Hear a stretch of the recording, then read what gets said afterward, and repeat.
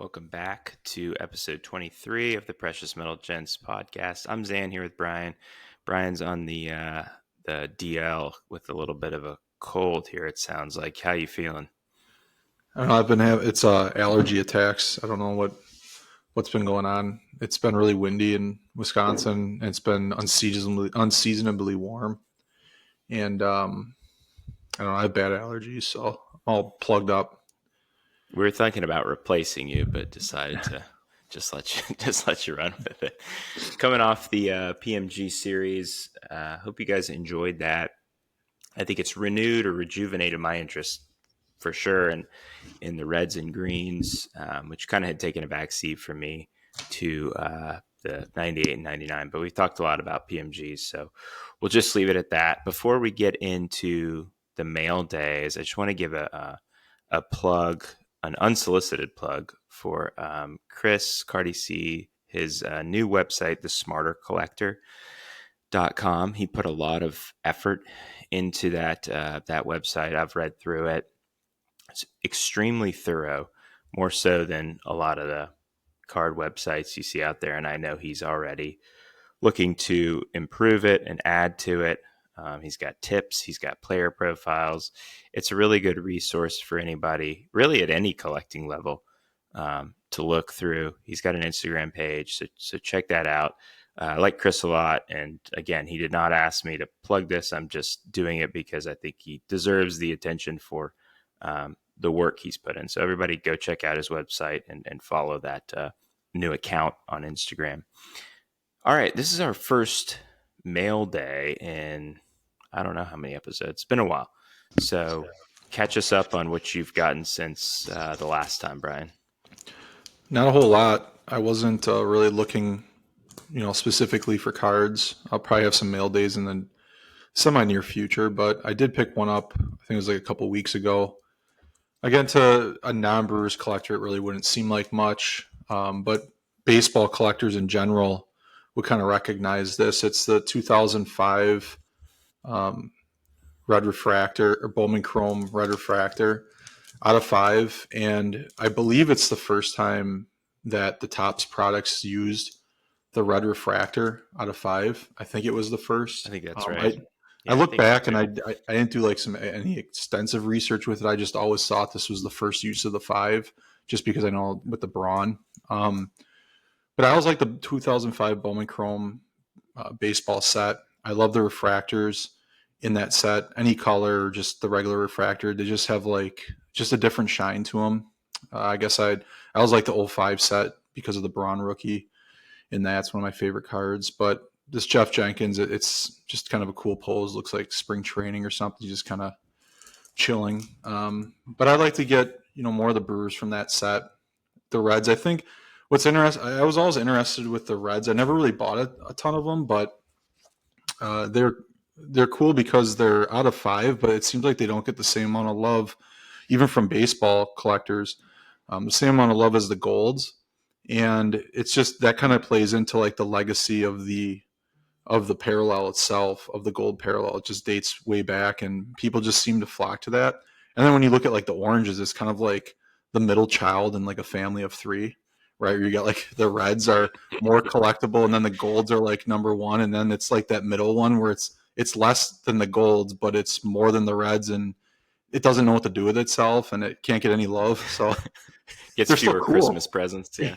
Right. Everybody just ignores the oranges. So it's kind of cool and interesting how these parallels play with these sets. But yeah, I'd like to get more of these 05 reds as they come up. They're tough to find, obviously. But then the bigger one, I guess, of the cards I got in the past couple weeks was from a friend, Paul, was a Farveless Collector on Instagram, and it was the Antonio Freeman Super Rave out of 25.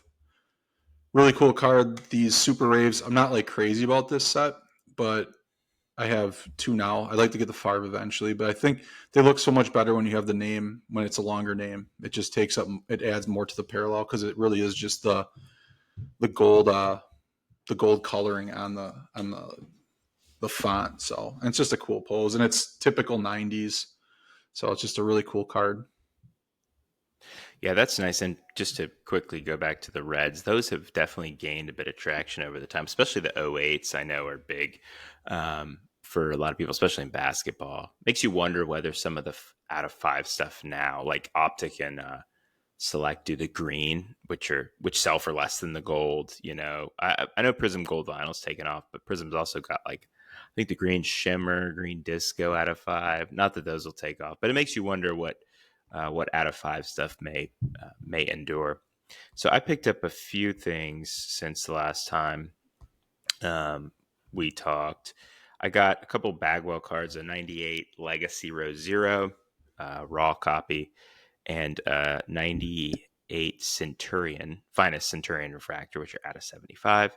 By the way, got to watch out for backdoor copies on those.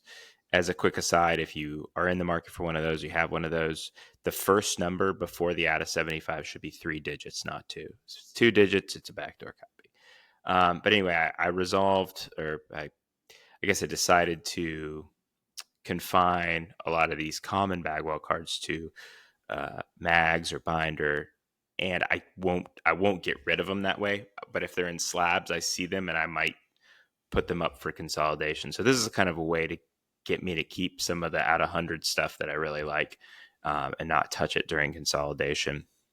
I got a Greg Maddux SPX Grand Finale from '97. Had wanted one of these. They're hard to find. Like there's never been a Jeff Bagwell graded by PSA. My friend had this. They're still relatively inexpensive, which was nice. I do like the card. It has a little bit of a weird surface issue, that I don't know if it's a surface issue or it's like a smudge or something, but it's inside the slab, which is kind of driving me crazy. So that's something I might trade at some point, or I've already put up for trade. So if you're interested, let me know.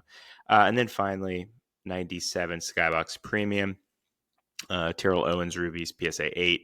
On our last mail day, Brian had gotten the 98 Now of Freeman from our friend Andy. Andy had sent me this just because he's a great guy, and wanted it to be in good hands. And, we appreciate him and everything he does for us. We talk to him all the time. And, it's just a very kind gesture that a lot of people uh, wouldn't make, especially bigger collectors like Andy. So, big shout out to him, and love the card. It's a fantastic card. So I had actually approached him offering to trade something, and he was like, "No, no, I'm just sending it to you." It was a duplicate for him. So, just a very kind gesture on his part.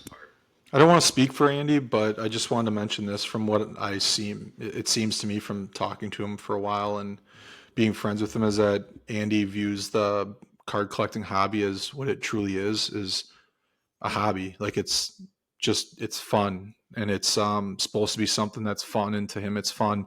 He doesn't get stressed out over it. It seems he always in our conversations in our chat with me and him, he emphasizes just like, this is just we're buying cardboard. Like it's fun. And if you look at his page, you see like these great cards, and you're like, well, that this guy's investing in this and he's doing that. But in reality, he's just trying to buy the best cards he can, and he's just having fun with it. So to him, like sending the Freeman that he sent me or this TO to you, like he doesn't see it as like, oh my God, you're going to send this valuable card for free to these people. He doesn't see like, he doesn't look at it as like, oh, this is the monetary value in this card.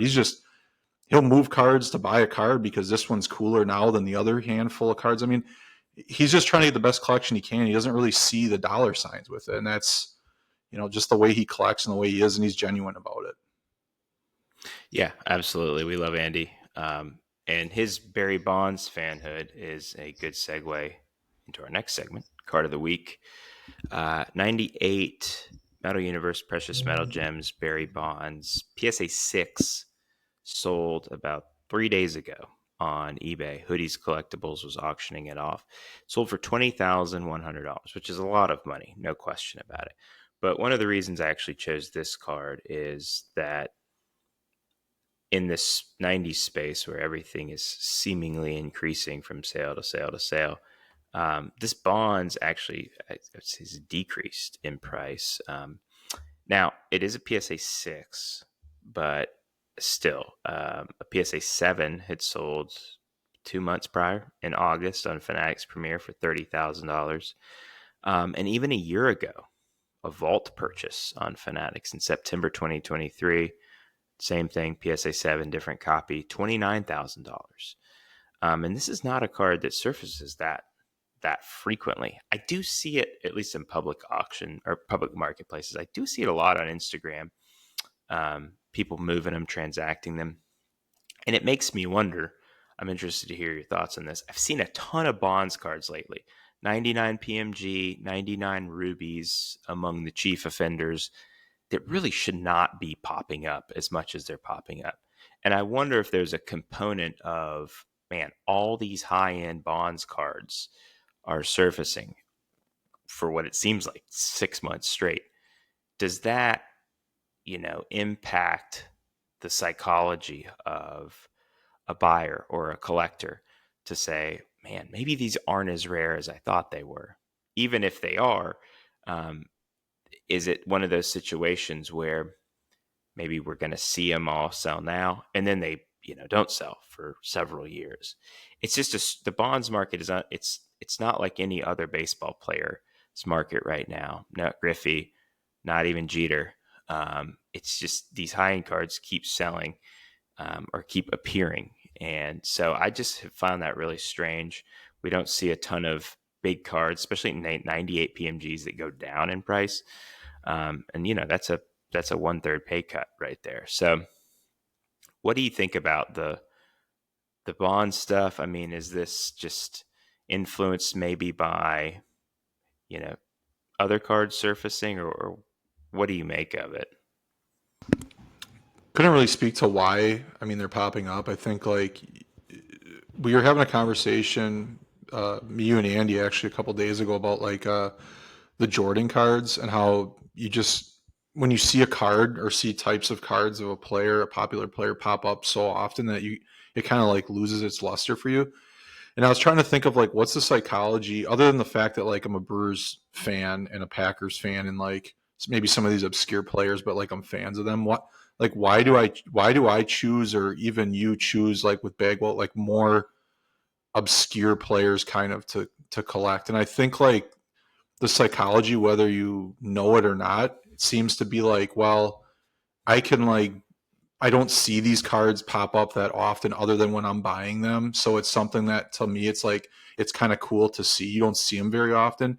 But when you see a player or a type of card in particular pop up, extremely often and it seems like everybody's getting it and it's always selling, to me, and to some people not, but like to me at least, it kind of like loses its luster. And I do think there is something to be said about a lot of these bigger bonds cards popping up, probably because he's just becoming more popular because of nostalgic reasons and things like that, like the Griffey and Jordan, Kobe, players like that. But I do think that it does have, at least for me, an outsider looking in who doesn't collect them, it does kind of have like a negative impact on. I'm not saying like if I could really even afford it to collect him with the cards I want, that I wouldn't. I do love Barry Bonds. I think he's the best player of all time. And I'll just say that's kind of like that can be a debatable take and a take that can fire some people up, but he is, I think, the best. And it would be cool to collect him as a baseball fan. It's just that you do see his cards all the time. And I think that people, when big cards, you were speaking about the Smarter Collector site popping up, and Kari C posting a story. He just posted a story recently from that site as kind of like a little word of advice for collectors. When a big card of a player or a team or whatever pops up, be ready, because if you miss out on that one, there's probably going to be more. So when there's these bigger sales and people see bigger sales of like bonds, they're like, oh crap, I got to go get my bonds cards, or I got this card, and they start selling them to profit off of it. So I think it's just like a ripple effect. And that's kind of what happens with Jordan. Like, why is Jordan in all these rare sets? Why is he the most graded player? Obviously, he's like the best basketball player, but it's because like you see the sales and you're like, I found this card, got to get graded. And I mean, it's that churn and burn with these guys. And I think that's the whole idea of what goes on with these bigger players in these sets. Yeah, I think you're right, because the way I think about it is when you do have investors or people who are getting into 90s, predominantly or solely to make money, what they're going to buy is the most popular guys. So Griffey, Jeter, Bonds, maybe Frank Thomas, but mainly those top three. And so, what they're trying to do is they're trying to buy them and then resell them. So naturally, they're going to appear more often. And so, if I'm a bonds collector, I'm saying two things. Number one, that concerns me because am I paying this artificially inflated price because of this kind of churn and burn pumping from different people in this space? And then number two, maybe if I'm not even aware that that's going on and I'm just kind of in my own silo of bonds collecting, maybe I just say to myself, I see this a lot. Maybe I'll just wait till the next auction. I don't need to go get this one right now because I've seen it pop up twice in the past 3 months. I'll just wait. And so to me, that's going to depress prices a bit. Which when you alternatively, guys like Bagwell, Brewers guys, they're not heavily invested in. And so like anytime there's a big Bagwell sale, I'm hoping that something else comes out. But like, when his Crusade Red sold for like almost $4,000, I thought, okay, another one will come out. It's not the case because they're probably owned mostly by collectors. And so, I think it's one of those sort of lessons to be leery of the be wary of the top guys in each sport, and what's truly scarce at this point. Um, because I think there's obviously something, it's subject anyway to um, say malfeasance, but to pumping essentially. So Well, that speaks to the difference between rarity and scarcity too. There is a big difference. I know you hear people listening to this or other podcasts or just in general might see the word scarcity and rarity, and they're like, "Well, I mean, really, what is the difference?" Well, this is proof right here. Cards are rare, inherently rare, based on the serial number. It's not like the bonds cards. There's more of that card out there necessarily than others in the set. It's just that when you have players that are highly collected in collectors' hands, they become more scarce because they don't sell as frequent. So scarcity, in my opinion, plays a bigger role in price and value than rarity does, essentially, because you could have the same card out of 25 or something, and it could be the same quality of player, same popularity of the player. Like markets are about the same. But if that card keeps selling over and over again, it's going to go down. It's not as scarce. Perfect example is the Clay Matthews 2012 Prism Gold. I bought it. I set the high comp. It was the first card that like sold publicly, right? I didn't think obviously three more were going to sell in like the matter of a couple months. Every single one that sold went down. That was earlier this year. It wasn't because the card's less, wanted by collectors or that like Packers collectors aren't there. There aren't enough Packers collectors to buy it. It's just that when the thing keeps popping up, every time somebody buys it, if it's a collector, well, then they don't need one again. So there's like less people bidding. And it's that scarcity thing drives price more than rarity. yeah, I think be careful when you see these rare bonds cards or some that are appearing frequently, and each time they're going up in price, even over the last sale, those 3 weeks ago. That's a sign of potential manipulation. All right, we've got 5 listener questions. First one is from JRF Alina. He sent me this a while ago, and I promised him that I would get to it because we do get to all of them. I had just forgotten. So he says, we all know that the top 90s cards are from the late 90s. But might we see a deep dive into the big chase cards from the early 90s, along the lines of the UD Heroes autos and inscription variations, the Mantle, Musial, and Yaz autos from Score, and the Thousand Stripes from Wildcard?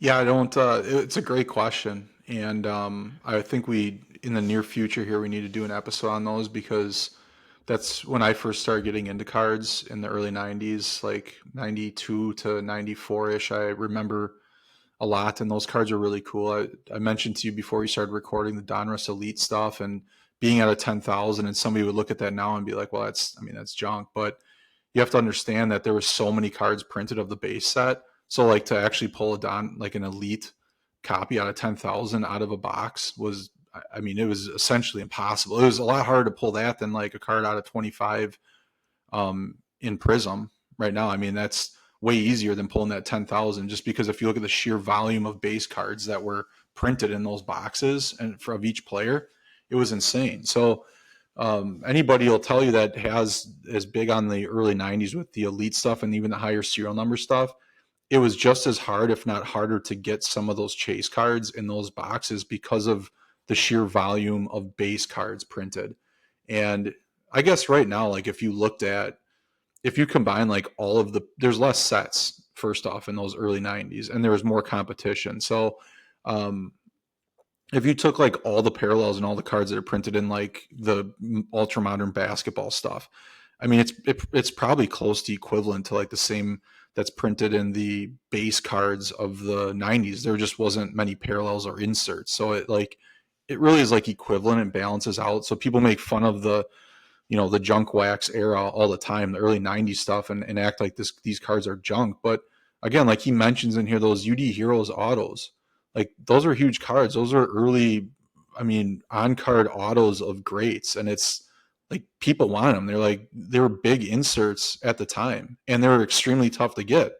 Again, because the base cards, there's so many of the base cards. So it was less parallels or less inserts, really no parallels, less chase cards in those sets, a lot of base stuff.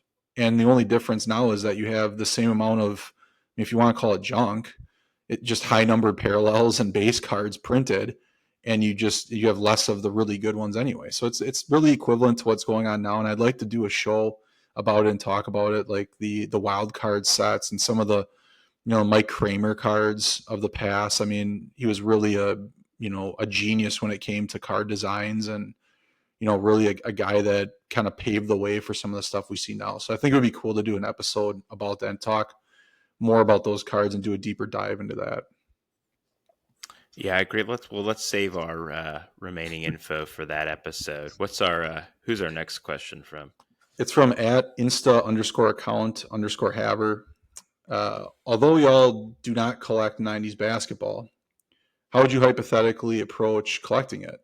The marquee 90s players or parallels and inserts are rather cost prohibitive. For example, the 1997 PMG Red Vinny Del Negro costing as much as 1 month's rent. If you decide one day to reach out into PCing a 90s basketball player, how would you each tackle this task? So what I did it briefly. I might again. This was late last year, and into early 2024. I started with looking at the highest selling players: Kobe, Jordan, Shaq, Iverson, guys like Penny Hardaway, Grant Hill, and I said, do the opposite. So but I wanted to buy like good players that I liked watching growing up. So I had decided on Jason Kidd and Gary Payton, and considered Steve Nash a little bit, but he's not in a ton of the late '90s sets actually.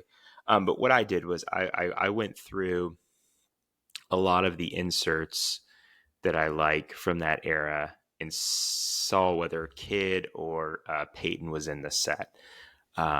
Made notes of that and would look for him, like, Peyton's in linchpins. I like that set a lot, so I bought that. Kids and Thrill Seekers, I like, 94, I guess it is, or 95. I really like that set, bought that. Um, and then I started using my knowledge of the other sports and the parallels that people like there, and looked at basketball and I'm like, oh wow, 1999 finest gold refractors, not really a thing in basketball. You can find good players for a couple hundred, $200-300. Same with the atomic refractors, 98 and 99. I was like, the first year legacy and first year credentials, those are significant cards. So if you have guys in those sets, there is a way to access basketball. And I'm talking about two Hall of Famers, two guys that were in the top 75. And so, if you do pick someone like, I don't know, fun, I can't think of someone off the top of my head, Bryant Reeves or something. He's in a lot of those sets, and there are definitely access points. He mentioned Vinny Del Negro, and I was joking, but I went on and I looked at Vinny Del Negro cards, and like, if you want a Vinny Del Negro card, most of them are under $20, including parallels. So I think there's a way to do it. Unnumbered inserts, maybe parallels that you like in other sports that aren't big in basketball. Um, what do you think? How would you go about starting a Ray Allen PC? Yeah, I did start one, but then there's guys like Sal has cool cards who has great Ray Allen stuff, and it's like I'd just be competing with him. Two, I mean he's got like the cards that I would want, so I don't know. I mean, that kind of it's not like he was the reason that I stopped collecting Ray Allen. It's just that I have to first find the player, and then it has to be someone I'm really really passionate about. And Ray Allen would be it. Probably Glenn Robinson, but I don't know. I mean, I've tossed around the idea of doing Stephon Marbury because he's in all Yeah. the great sets, and I liked him a lot as a kid, and he's really cool. He's just basically like a world star. I like his story. I like when he went to China. Just overall, like how his career has rolled out and how I think underappreciated he is. So I like guys like that. I like Tracy McGrady. I would like to collect some of his stuff. But again, like I know of collectors who buy a lot of these cards and get a lot of them. A lot of the cards I want. It's like I would be competing with them, and I don't think that I'd be able to outbid them if some of the rare stuff came out. And then it would just kind of take away from my other two main collections, which is the football and baseball stuff. So I don't know. I would approach it, I guess, the same way as you guys kind of start with like the rookie year stuff. I thought about doing like Larry Johnson because his career started earlier. He's got a lot of his Hornets stuff, which I love, but it's in early '90s, so like it's a lot of. I could just go buy like all of the mid to early '90s Larry Johnson stuff one night on eBay, sitting on the couch, and be done with it, and then wait around for like some PMGs and stuff when he's in Knicks uniforms, and then be done with the collection. It just kind of, I don't know. It's not that I don't like basketball. I do. It's just I don't know. It's kind of like third on my list. Yeah, another thing I was thinking is you could do is maybe if you don't know a player, you want a PC and you're like, man, I really like the look of these cards, but you don't care that much about the player. Get some of the guys like, I mean, I'm thinking like Lynchpins has like Antoine Walker, Jambalaya has Keith Van Horn, Apparitions Refractors has like Brent Berry. You can there's cheap options within those sets that you could kind of make a fun PC out of those types of players. So there's definitely many ways to approach it. Something to think about for everyone at any price point. All right, next question at Bye Bye Baby Cards, Andy. Why is the Terrell Davis market so cheap? Within the last month, you could get a 97 rubies, 98 PMG, and 24 karat for about $6,000. It's a pretty nice starter PC there. Since you love Terrell Davis, what do you think? Any ideas on why his cards go low? This was like an underhanded troll of me because I want Terrell Davis to me is like a drug addiction that I keep try to kick, and I just keep getting like tempted to get back into it or something because I was buying his cards and then I wanted to just focus more on my Packers stuff. So I'm like, I can't do this because I already know that like if a big Favre card or something comes up, I'm going to have to cut it. I don't want to search for his cards and have to sell them. So I just kind of stopped early on, but I always thought and hoped that like maybe someday when I'm satisfied with my Packer stuff that I would find a way to get back into his cards. I just loved Terrell Davis. It's I guess I was a glutton for punishment because he just killed the Packers in the Super Bowl and he's just a great player. I don't understand why his cards are so cheap. I think that might have been one of the reasons too why I like collecting them. I like collecting, undervalued guys because I think there's a pathway in there to get like their best cards and be happy with that collection. But I don't know what's going on with his market.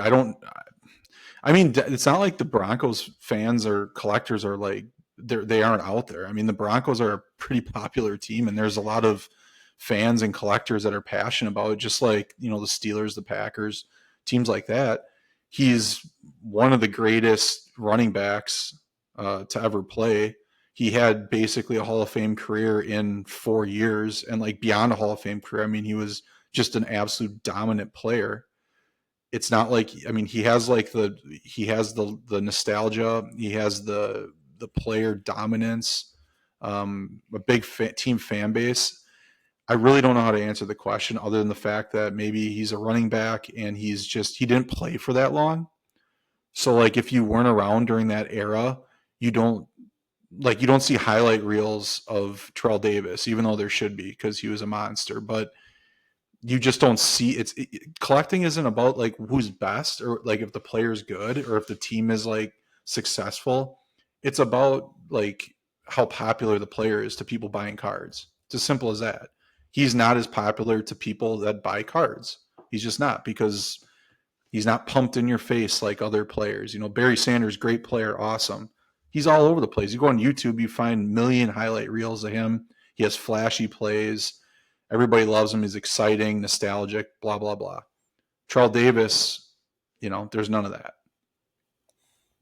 I think you're right. I was going to say the same thing about the duration of his career, mainly being like if you weren't a Broncos fan or you didn't watch football during that 4-year window, maybe you just missed him completely. Versus a lot of these guys, especially for younger collectors of the '90s, I'm thinking because players like Favre, Manning, Moss, all those guys started relatively late in the '90s, but played into the 2000s, had big cards in Finest, and even into the early Panini days as well.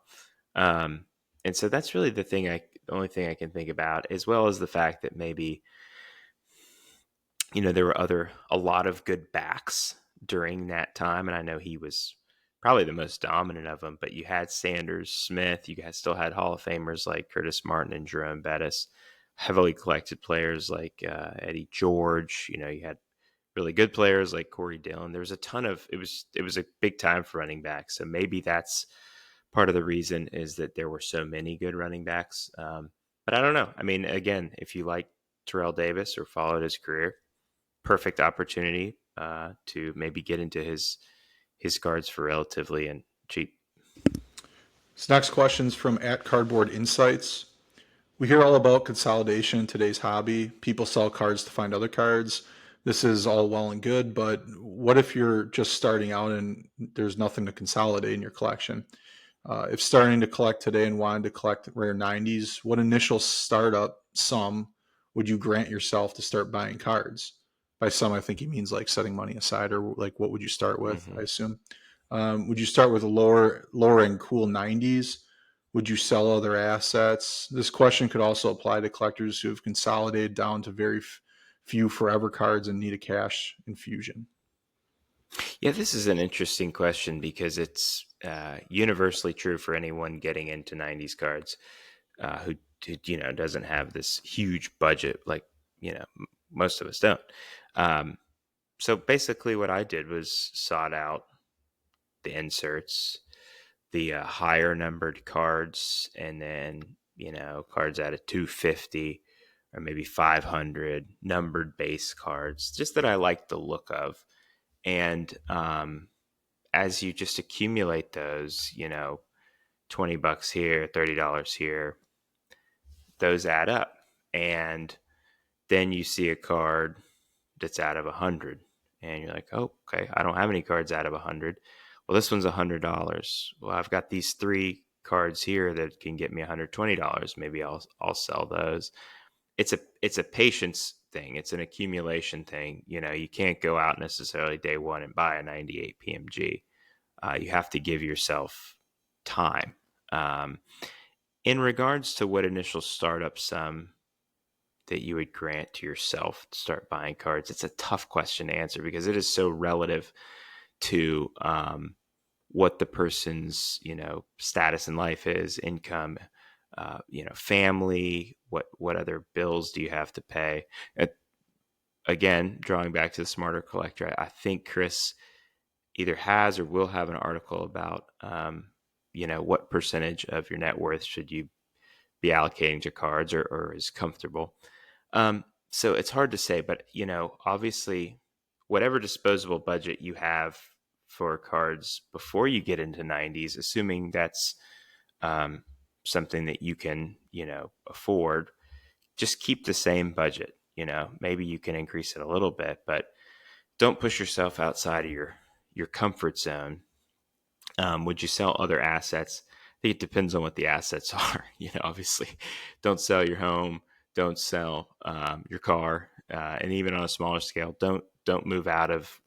We're not giving any financial advice, but I will say, don't move out of investments in the stock market. Don't pull money out of your 401k. Um, it, you know, if you're talking about maybe you collected something else before, like you liked rare coins, or maybe you have a bunch of cool Pokemon cards from when you were younger, and you're considering those quote unquote assets, then yeah, sure. And you don't want them anymore. They're taking up space. Then yeah, absolutely sell them. And you could put that money into cards, assuming that you don't need it for something pertaining to your life. But I think there's multiple ways to approach it, and don't be too influenced by what you see on Instagram and everybody who has all these big cards. We all started small at one point. So, anything from what do you think? Yeah, it's kind of like I think of my path into some of the '90s stuff that I made over the last like 3 to 4 years, where I had a lot of vintage cards because that's mainly what I collected throughout the years, was vintage and sports memorabilia, which I still get memorabilia, but it's more of like a decorative thing in my basement, sports room, office, bar area, things like that. But um, I sold off some of the extra stuff that I couldn't display. I'm still kind of moving some of it that's kind of stored still, and I can't display it the way I want to. I did that early on when I had a lot more extra items in that space to fund some of my earlier '90s rare purchases, and then I sold a lot of the vintage over the years to get when I was making a bigger '90s a rare '90s purchase, and I kind of toyed around with that for a while. I'd sell some of it, then I'd buy it back. I'm like, no, I don't want to do this, and I'd sell it. I mean, I think I went through like still my favorite cards is the 54 tops Aaron rookie, and I think I went through like 6 copies of that card before I finally was just like, okay, I gotta just move it because it's money sitting in that when I want to use. I want to just really collect the rare '90s and the Packers and Brewers stuff. So you gotta find a jump in point, whatever your budget will allow you to do. I started with like some of the guys like Emmett Smith and players like that I was really fond of, including in Favre, and I was just getting some of their cheaper inserts and parallels, and then started just kind of roll into when I would find a deal on like a better card, I'd buy it outright, or I maybe would sell a couple cards I didn't want. I just would kind of keep consolidating before it was like a term, really, the past few years into like bigger cards, and then you start narrowing it down, and it just kind of snowballs from there. I guess the main thing I would say is just don't do even a lot of the stuff that I do, where I mean, spend too much money on cards. I think a lot of us can say I don't follow strict guidelines like I should. I'm impulsive. Probably don't be that way. Be the smarter collector. I mean, it's just Yeah. it is what it is. But find like a break-in point in what you're comfortable with. Like, there's no way like 3 4 years ago I would have been comfortable spending what I did. Like the vintage stuff. I know vintage, obviously, people look at as like that's it's expensive, but like big cards for me were like Brooks Robinson rookies and nice eye appeal copies, and like the Aaron card, and maybe some mantles when I was doing the run there, and it's like 4 5 but that wasn't like I was buying $3,000 cards every couple of months. It was like this is like the year I'm saving up, and I'm going to find a really nice mantle, 56 mantle for a couple thousand at the National or something like that. It wasn't like you go on eBay with these rare '90s and like the thing pops up and you're like, shit, I got to buy it because I'm never going to see it again. There goes like $3, 4, $5,000 out the window. So it's like it's a totally different game. You don't want to get caught up in that. I get caught up into it. It's fun, it's exhilarating, but it's also stressful. You just want to be careful with this stuff. That's I guess that's the best advice I can give. Yeah, just a couple more things before we do our final listener question.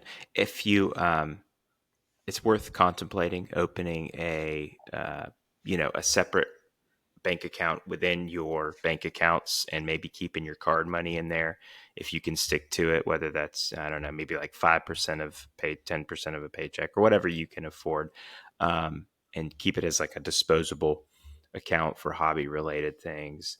Another thing is, I don't preach it often, but I think I don't want it to get misconstrued. I don't think there's anything wrong with this. Another, if you can buy some raw cards and grade them and sell them for more, you buy a raw card for $30, grade it for 20, and sell it for 100.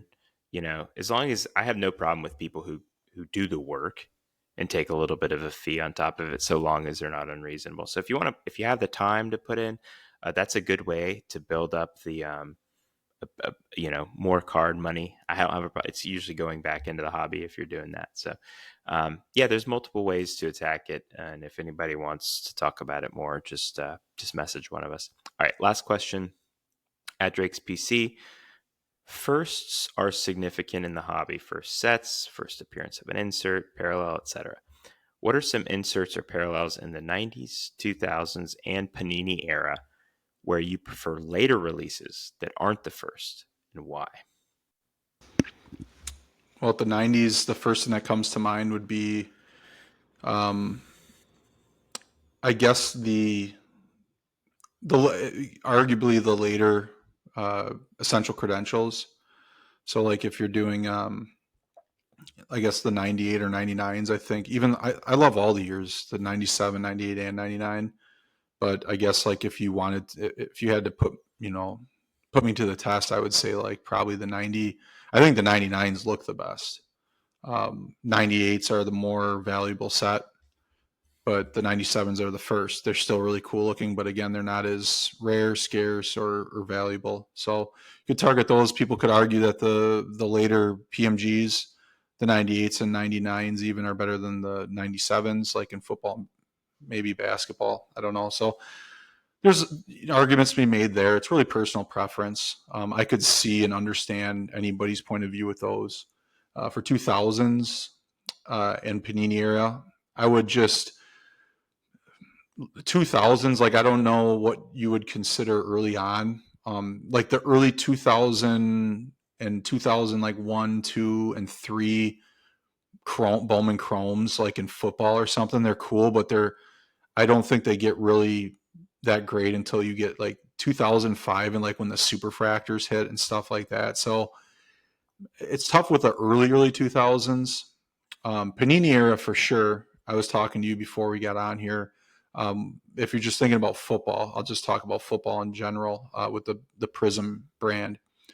If I were to rank the Prism aesthetics and the card itself, I would say that the 2013 is probably my favorite set. 2012 is the first, but 2013 would be number one for me. Probably 2015 would be number two. 2014 would be three, and then 2012 would be all the way down to fourth. And that's the first year down to fourth. And for the reasons being that I think the 2013 has the best shine on any of the parallels. And I like the design better in the 2013 than 2012. So all around, it's my favorite.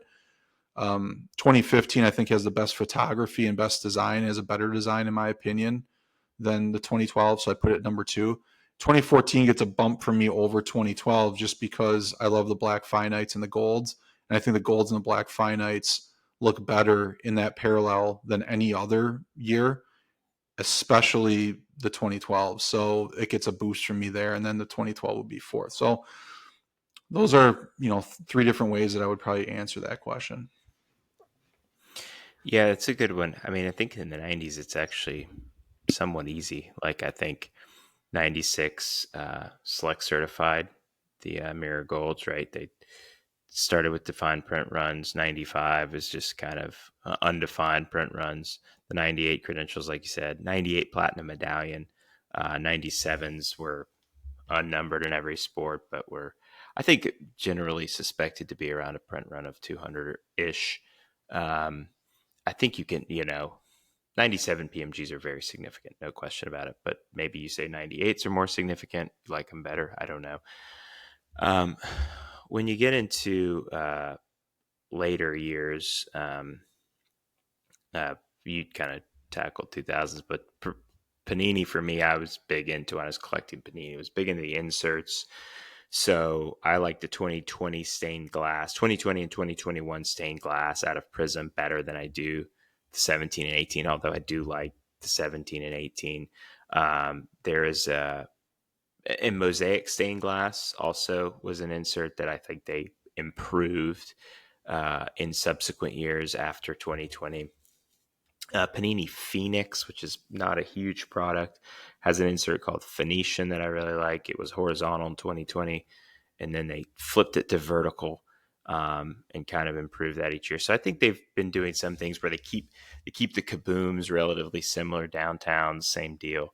But and to your point about Prism, 2014 Prism to me is the best Prism because it's the most standout in the sense that every Prism parallel except for 2014 is based on the color of the border. That's the parallel versus the full coverage effect of 2014.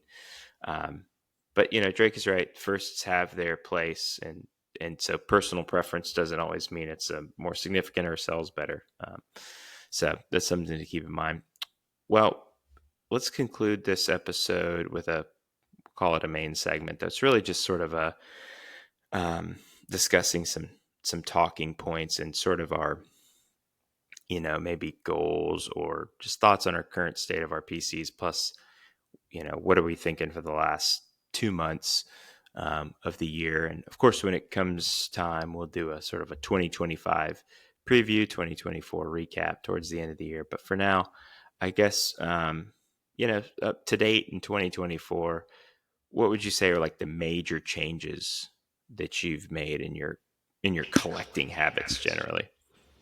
Yeah, I want to make a point of talking about this in this episode because I've been feeling over the last few weeks when we were doing the PMG series specifically, I was thinking about my current PC and what's been happening. I've made a lot of changes. I made a lot of sales, a lot of downsizing in my collection. I'm not downsizing to get out of a certain player, and I can't even count it all as like consolidating because it's not like I'm taking a bunch of cards and selling them off to get this one card, even though like I have funded and I'm funding cards, but it's more of like I've been going through my PC and just changing the way I've been focusing on the same players and teams. Obviously, I've been collecting recently, but it's more of like I'm changing the way that I'm collecting them and like what cards I'm targeting. And I don't know when the switch flipped for me, but it's just sort of like I'll buy a card for a player that like Favre, let's say. I'll buy a card and it's just not like I think like, oh, this is going to be great. Like I've wanted this card for a while. I get it. And it's just kind of like, do I really want the card? I mean, it could be like not like $200-$300 cards are not.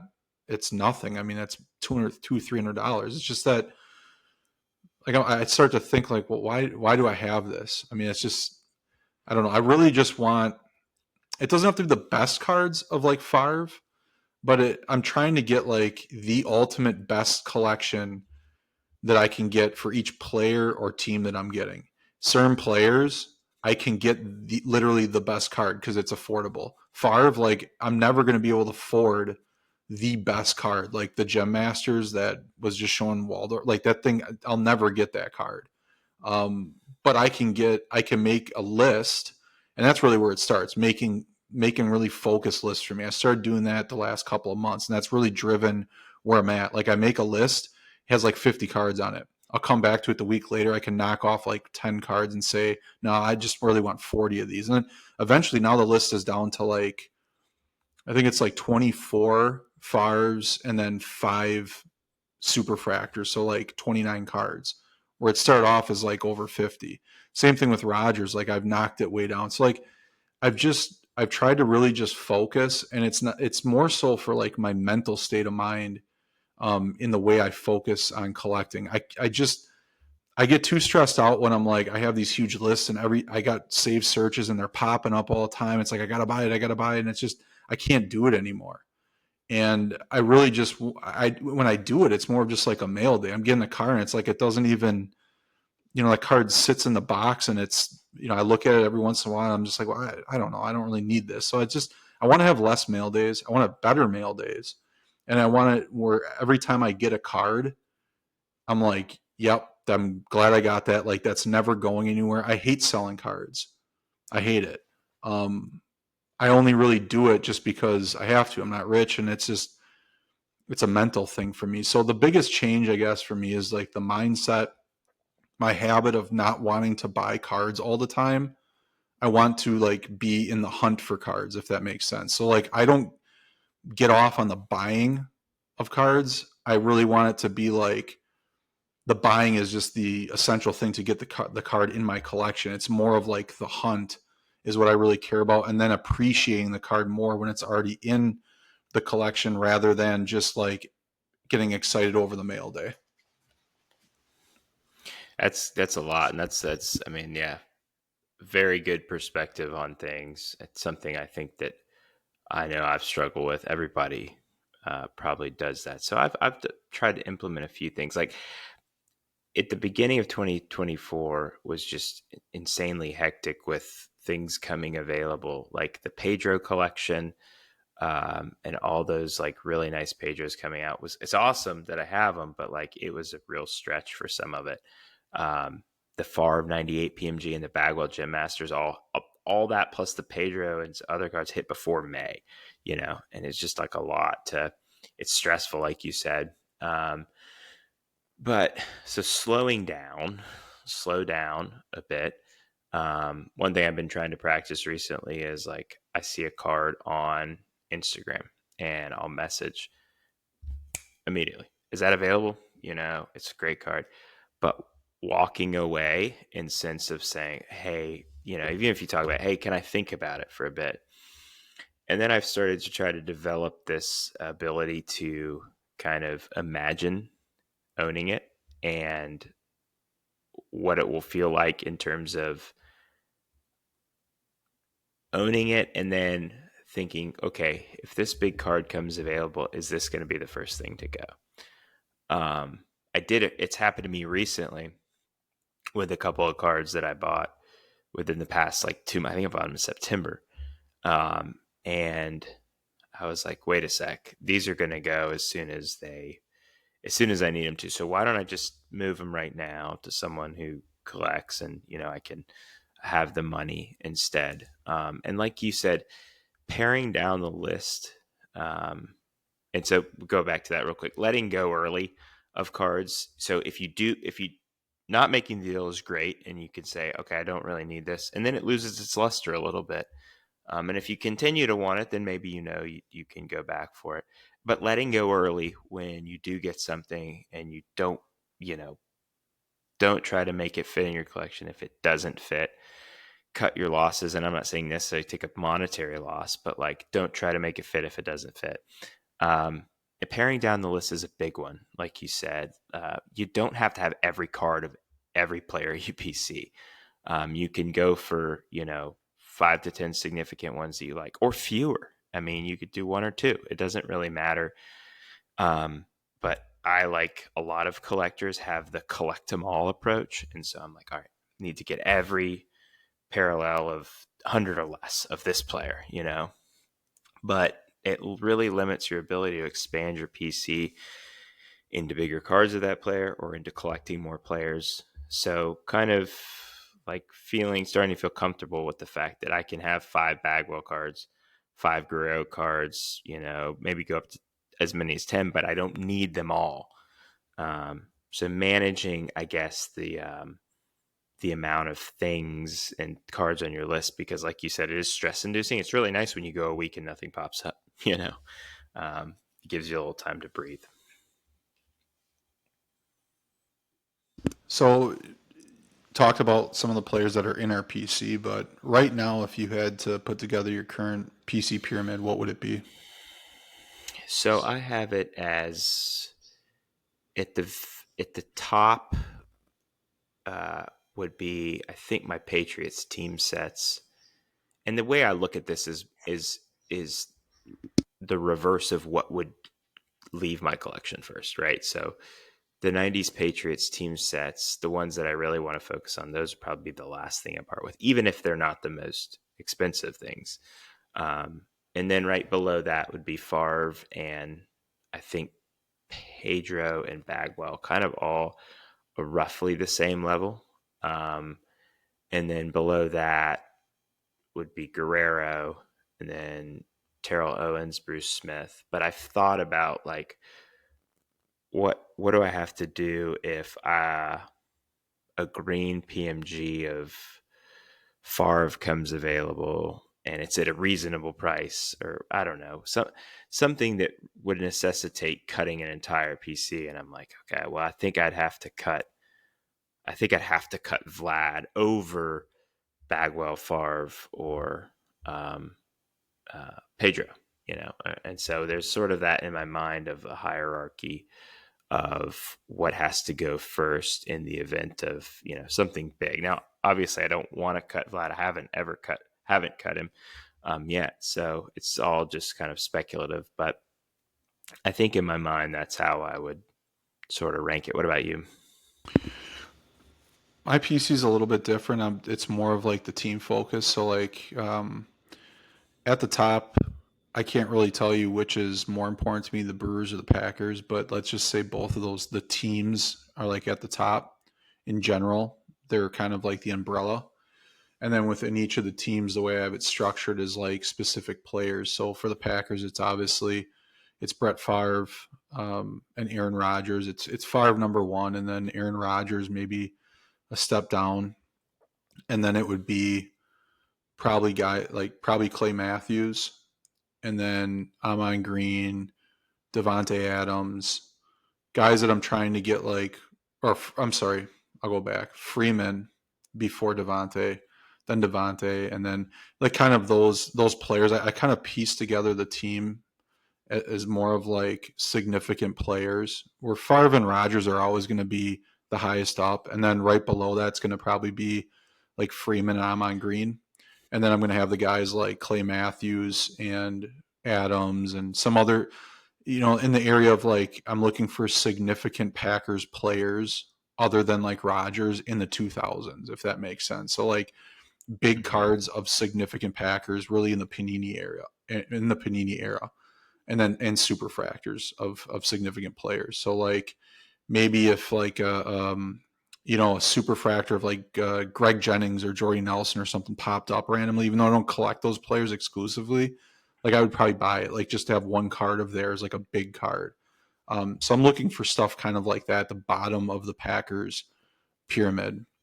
And then when it comes to the Brewers, it's Ryan Braun at the top, and then Christian Yelich, Prince Fielder, Jeff Cirillo, and some of the '90s Brewers team sets. So like that's the Brewers are fun for me because I can do the team set stuff, and I'm trying to really just collect all of the best team sets and have like the best Brewers collection out there because it's like it's doable. It's really just comes down to finding the cards more so than like a financial thing because they're just they don't cost as much, even the bronze stuff. So it's really I'm just trying to build. Honestly, it's not even so much a player, even though Braun kind of trumps everybody.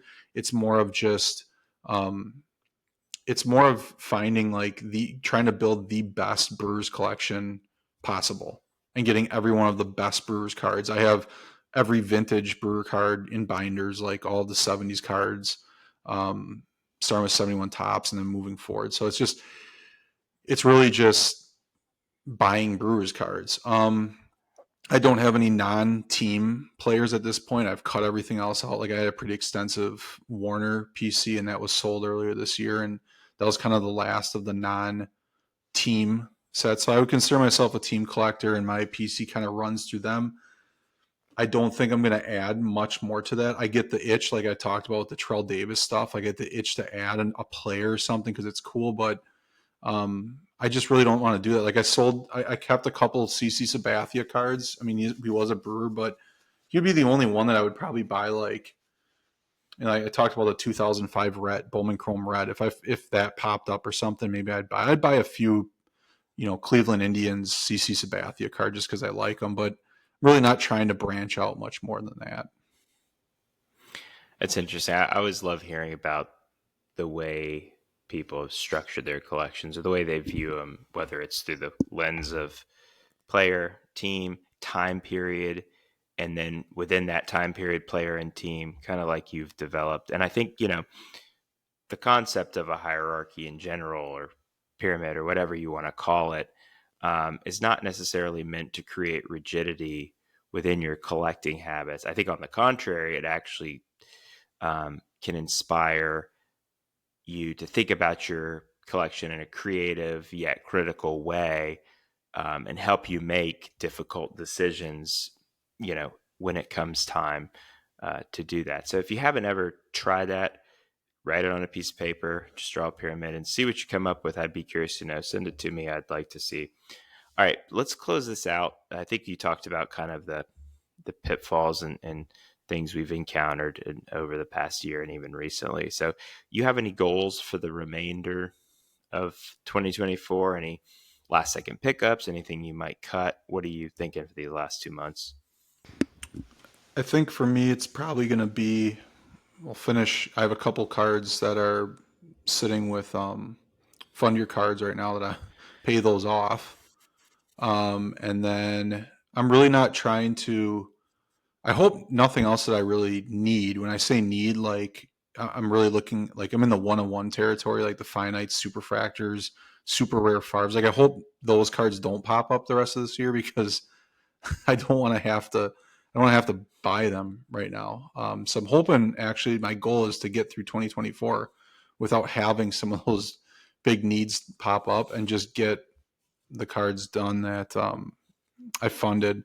And, really just, I want to, by the end of the year, I'd like to put together, I keep a list and I check off cards as I get it, obviously, but I'd like to just kind of go through my cards again and just really do one fine run of like my PC and just make sure that this is the path I want to go down before I start 2025. And you might think, like, if you're listening to this, like, why does it matter to do this before the year starts? Like, what happened? What's different at the start of 2025 than the end? But if you collect, there's a big difference in like the market at the end of a year. Like right now, it's it's like a buyer's market. Like stuff is not moving, prices are dropping. Like there's just not like a huge jump on cards for the most part, because the holidays are coming up, and it's always around this time where cards kind of sit on eBay, and you can get some good deals, and things are just not moving. The early part of the year in the summers, people are just buying like crazy, and it's just I think it's just a habit thing when that happens. So kind of knowing what you want to do going into 2025 or the next year is always a good practice I've found over the years. And for me, is I just really want to make sure going into at the end of this year, this is what I want to do, and I want to keep collecting these players and these teams, which is I'm pretty like 99% positive it's going to be. And then I want to just lead into the next year, just really focusing only on those and not have to consolidate for the rest of this year or next year, not have to sell anything off. Yeah, I don't have too many. I mean, goals that are within my control. I mean, I have 7 Pats team sets that I'm trying to put together. I need 2 cards in each of the 7, and they're just not. Well, no, that's not true. 98 platinum medallion. I need like 4 or 5, but the rest I need 2 cards. They're just not coming up. So that's kind of without outside of my control. I think probably is to. I'll have a big mail day next week because I've got some TOs coming in, but I mean, I'd like to do, I mean, just almost kind of sit tight a little bit. And like you said, not have, it's like it's not really a goal, but it's kind of a goal to not have something come up. I don't know that you have to stretch for. But I think just to be find contentment, which I do have now, and really enjoy what I've got, and not worry too much about stuff coming up and the rat race of trying to, get everything big that pops up. I got one that There's always time to wait. the only thing that I would add that I've thought of one that I want to get before the end of the year is one card. The 2006 Bowman Chrome Prince Fielder. It's not. It says rookie card, and it's not really his rookie card because had rookies in 2005. The Superfractor. It's a Superfractor auto. If that thing ever pop, like my goal anytime is to get that card. I know it's sold publicly, so I guess that would be the only card that if anybody knows about it, or if I've posted on stories a couple times to look for it. That would be like the only card that I think I would go pretty nuts for to try to get because that to me it's my favorite Prince Fielder card, and it's tough to find obviously. So I've one last thing, adding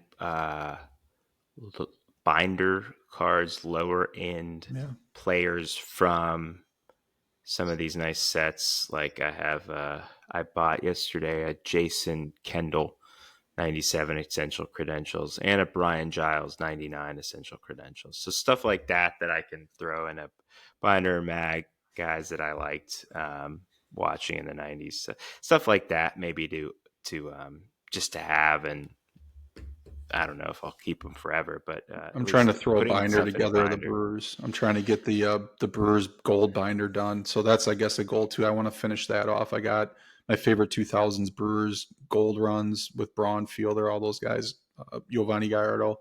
I want to put that together. I got the binder sitting here. I have all the cards. It's just I want to finish that thing off. Yeah, I think that'd be a good goal, and we'll have a lot more to talk about going into 2025, and who knows, something could pop up in the next 2 months. But thanks everyone for tuning in this week. We'll be back again next week. Don't have any idea what we're going to do. It could be a collector conversation, could be a set examination, but nevertheless, we will be here back again on Thursday as always. So stay tuned for that, and we'll see you then.